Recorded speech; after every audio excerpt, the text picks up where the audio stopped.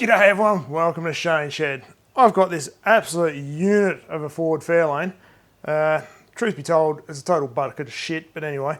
It's been used previously for bashing around DJ's place for the Carnage 1000. Funny that, DJ, Auto Carnage. Anyway, I figured let's have more than 1 year's use out of this thing and get it ready for some autocross. Now obviously I've got it in the shed. There's a few things I want to do. Well, a few things I actually need to do before they take an autocross. First up, there's no rear brakes on this thing at all. It's been used as a burnout car previously, so yeah, everything in the rear, all brake calipers, rotors are gone. I've got to check out what I need for brake lines, because I'm assuming that some of that's going to be gone. So yeah. We're going to need a new power steering pump as well. That is a little bit flogged out, and if we're going to be on a, well, I say racetrack loosely, we're going to have to need power steering, especially consider the rear end has been welded up as well, so there's no differential. That's basically a spool. So yeah, we need better steering. So yeah, new power steering pump. Need a new belt. This belt was actually from a BA or from a Barra engine, and we've done what we can to sort of bypass all this. So yeah, it wasn't ideal. It's shredded a bit, but anyway. Now the front wheels are showing some pretty crazy camber on them. Now, two parts to that problem. One, the front springs have been cut for a easy, cheap, lower job. So one, if we're taking it back to DJ's place, it's not going to hurt to have a little bit extra of a clearance at the front. So we're going to need some more springs, or whether we just get some cheap bay struts and just throw those in. We can throw these in the bin. So the second part of why this camber is bay nuts is I'm pretty sure that these top arms have been moved down from, that's supposed to be the original bolt bay where they're in, and they've been moved down here. So that was probably going some way to pulling that bay top in. So we might pull those bolts out, move those top arms back to that top hole, see what the camber looks like. Well, I've got that upper arm rejigged. As you see, that looks a lot more upright compared to this side. So we'll swap that one over. So we'll get that other side jiggled about, and yeah, that'll be the front end sorted mostly.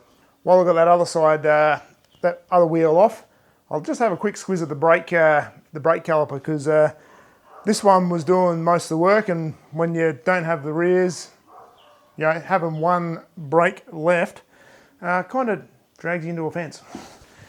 Did I mention this has been used for burnouts before? Yeah, that one was off the front. We ran around pretty much like that the whole time at DJ's, and yeah, amazingly it was still holding air until I moved it in the shed, and then it started leaking.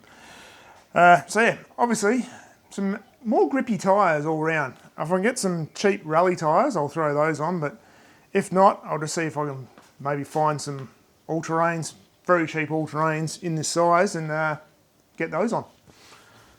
Now I did mention the brakes need looking at, and specifically brake lines. There is, looks like one cut line. Where is it? Down here. So I'm going to have to trace all that and see where it's come from, whether it's from the ABS module, where it's supposed to go, and add that to the list. So having a look at the back end, like I said, no brakes at all. Looks like it's just been the brake lines have been chopped here, so we should be able to just get a new caliper, or another caliper line. Rear springs, they also look like they have been chopped as well, and a couple of leaves taken out, so we probably might just get some replacement struts all around. Should bring that back up to factory height. Another thing I'm probably going to need to look at while I'm getting bits and pieces is wheel nuts, because not all studs on this thing have nuts. So like the front has only got 3 out of a possible 5. This rear one's only got 4. I don't know what the other sides are like. So yeah, it'd be nice to have all 5 wheel nuts hanging on. And just under the rear there, we've got a bit of a fuel line bay hanging down. So we'll need to secure that back up and out of the way so it doesn't snag on anything. Now the thing that stopped me at DJ's from having a shit ton more fun was I ripped the oil cooler out of this thing for the transmission. Now I've just looped it back, basically the lines comes in and goes back, so there's no cooler. So I might look at getting another cooler and throwing on here somewhere just to try and help out, keep things cool and keep us having a bit more fun. There is no thermo fans in this, but to be honest, for the short amount of runs it's going to do, I don't think it will be such an issue. After all, when we were at DJ's, we couldn't find a belt for this initially, and we just ran it away with no belt at all. So no water pump bay, moving the water around, no fan. Yeah, she lasted I think maybe 2 laps before the bay dial was right at hot. So yeah, she's been given a hard time. And more up the front of the engine, this battery is not really ideal, but we'll probably need to get a bit better fitting battery and something to tie it down with as well properly. So yeah, we'll need to have that secure. So we'll add that to the list as well. So anyway, that's pretty much where I'm at for the moment. I'm going to call it a day. It's actually pretty humid here in the shed today, but it is what it is. So this is the parts I need. Yeah, I'm not looking to spend big bucks, so if I can get them for nothing, then that'd be even better. It's just about getting into some autocross, having a bit of a fun in a motorsport environment, whilst I'm not out to set records. It would be fun just to give it a crack and see how hard we can push it.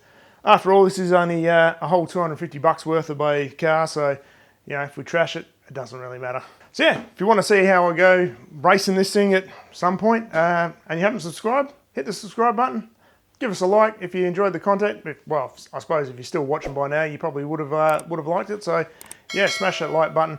Yeah, thanks to all the channel members, Dave, Byron and Jay. Appreciate it, guys. And we'll see you in the next one.